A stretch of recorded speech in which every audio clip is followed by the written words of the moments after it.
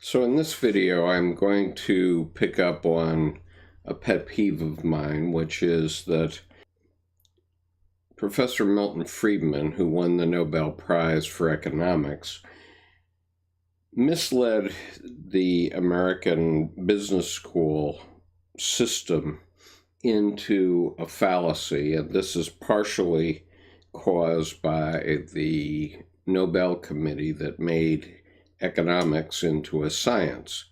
And unfortunately, by doing that, what they did was they created statistics as a god. But unfortunately, it's the same issue that I have with Jordan Peterson, which is you can't live your life entirely in logos. You have to make a life. And so university professors give you all the rules. Sure, they give you rules, but then you have to learn how to live after you've been given the rules. Let's put it that way. And with statistics gives us hard and fast numbers, but the problem is there's nobody living in those numbers. And even though I went to a very quant-related business school, 15 courses in statistics by different names is the way I used to refer to it. The reality is that after I left business school, I never ran a statistical analysis, anything like what I learned in business school. Those concepts were totally wasted and ridiculous for me. And they had nothing to do with any of the businesses that I ran in life after 1979. So anyway, Dr. Jung, in this essay that has been put together in volume 18 called Marginalia on Contemporary Events, has addressed this in a way, and it's for this reason that I have called this video the Milton Friedman Fallacy. And I'm reading from several different paragraphs of this essay so that you can see what I'm talking about. The Milton Friedman Fallacy. The danger that one will learn nothing from history is great.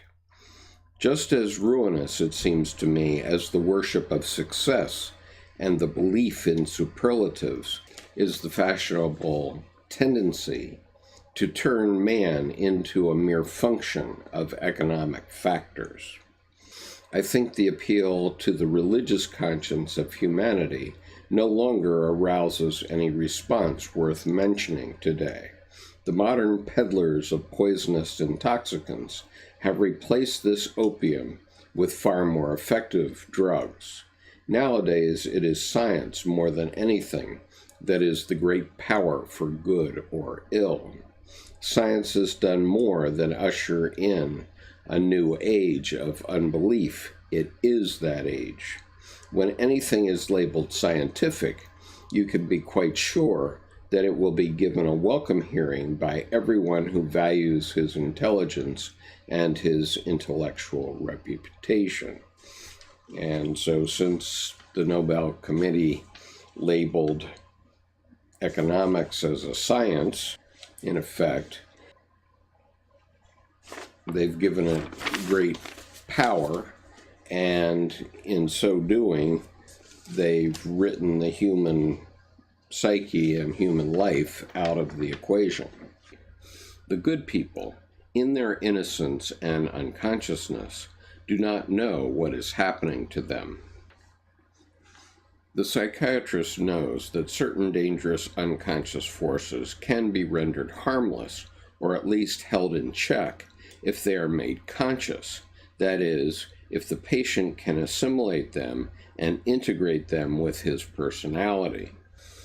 Insofar as psychiatrists are concerned with the psychic treatment of such complexes, they have to do every day with demons, i.e., with psychic factors that display demonic features when they appear as a mass phenomenon. To be sure, a bloodless operation of this kind is successful only when a single individual is involved. But when it is a whole nation, the artillery speaks the final word. If this is to be avoided, one must begin with the individual.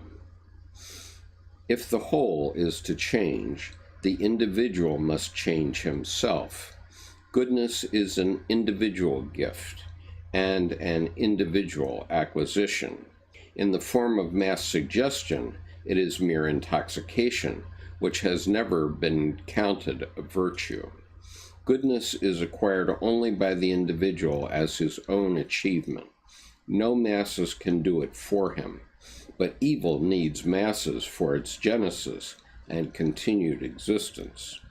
The mastermen of the SS were all, when segregated each by himself, indescribably small and ugly. But the good man shines like a jewel that was lost in the Sahara. The scientist knows that no epidemic can be sealed off by a cordon sanitaire unless the individual is prevented from breaking it. Nor can one hope for the cleanliness of a people unless the individual is induced to wash himself daily. Perhaps in a more enlightened era, a candidate for governmental office will have to have it certified by a psychiatric commission that he is not a bearer of psychic infection. Paragraph 1379. The disinfection of the upper echelons would certainly be merely a feel-good palliative, for a real cure would consist in the immunization of individuals. The snag here is that the alteration of the individual seems to be such an infinitely long and discouraging way round. It should be remembered, however, that only two other possibilities exist. First, the undoubtedly successful method of mass suggestion, which unfortunately works best only when you want to make something slide downhill or collapse. All that can be built with it are houses of cards or concentration camps or death pits. This method, therefore, is not to be recommended. Second, you can fold your hands in your lap, stick your head in the sand, and let things run on in God's or the devil's name. But it is extremely difficult and irritating to let a thing run on. If anything sensible came of it in the end, it would be like a lese-majeste of man. So this way, too, is out. What then remains? Only with the individual can anything be done. The rise and spread of Christianity show that something of the kind is not altogether impossible. Even a skeptic will have to admit that Christianity has brought about a psychic change of sorts, even if only a superficial one. It expelled many demons and piled them up somewhere else, and it actually affected the de-deification of nature. If we disregard the mass conversions, its spread was due mainly to the work of one individual upon another. The individual was directly appealed to in early Christian times, and this appeal has continued down through the centuries in the ecclesiastical cure of souls. Without a personal appeal, there is no personal influence, which alone can change the attitude of the individual for the better. This requires the personal commitment, not only of the one to be changed, but above all of the one who wants to do the changing. Words and gestures influence only the man who is ready to go downhill and is merely waiting for the final push. What we need are a few illuminating truths, but no articles of faith. Where an intelligible truth works, it finds in faith a willing ally, for faith has always helped when thinking and understanding could not quite make the grade. Understanding is never the handmaiden of faith. On the contrary, faith completes understanding. To educate men to a faith they do not understand is doubtless a well-meant undertaking, but one runs the risk of creating an attitude that believes everything it does not understand.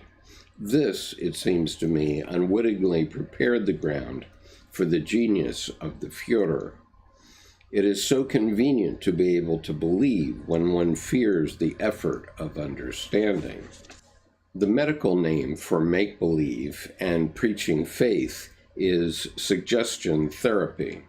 It has the disadvantage of adding something to a person or taking it away from him without his insight and decision. Childlike faith, when it occurs naturally, is certainly a charisma, but when joyful faith and childlike trust are instilled by religious education, they are no charisma but a gift of the ambiguous gods, because they can be manipulated only too easily and with greater effect by other saviors as well. Hence the lament of many Germans about the shameful misuse that was made of the best qualities of the German people, their faith, their loyalty, and their idealism. Since the church is still the greatest institution for mass education, with nothing of comparable value to set beside it, it will probably have to consider refining its methods if it wants to appeal to the educated person. The latter is by no means a negligible quantity, as statistics show that what he thinks and writes percolates down to the broad masses within rather less than a generation. And here he had a reference to a Herr Buchner who wrote a book about materialism. I took that reference out because that book was written in the 19th century, but I would at this point out that this is what Milton Friedman basically brought us with his introduction of statistics and the materialistic point of view. The educated man is and remains a leader of the people, whether he knows it or not, and whether he wants it or not. The people seek, despite everything, to understand. Although it was not clearly provided for in the original plan of creation that our first parents would eat of the tree of knowledge, it seems nevertheless to have happened, and since then the wheel of history cannot be turned back. The people want still more of those fruits. This is a hopeful sign, for besides stratospheric bombs and the alluring possibilities of uranium, there are also, perhaps, salutary truths which instruct man on his true nature and demonstrate its dangerousness as incontestably as modern hygiene demonstrates the origins of typhus and virulent smallpox.